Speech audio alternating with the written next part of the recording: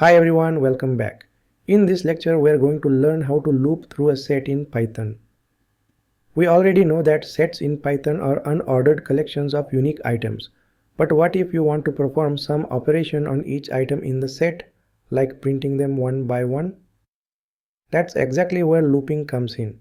In Python, we can loop through a set using a simple for loop.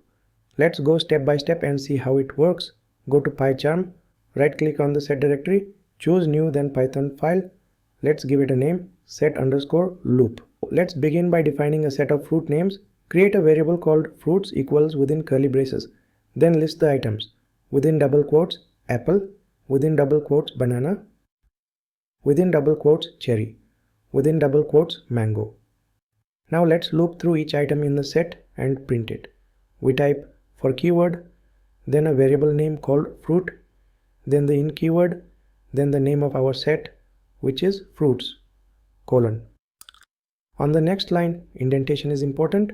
We write print function, open brackets, type the variable name, fruit, close the brackets. Let's run the program. And you will see the output, each fruit name printed on a new line, like apple, banana, cherry, mango. But remember, the order is not guaranteed. Since sets are unordered, the items may appear in any sequence every time you run it. Let's take a practical example. Imagine you have a set of registered user IDs and you want to display them for verification. We type create a variable called user_IDs equals within curly braces. Add the values 101, 102, 103, 104. Now loop through the set. We type for keyword followed by user in user_IDs colon, indented line, print function, within quotes user ID colon, then a comma, then variable user.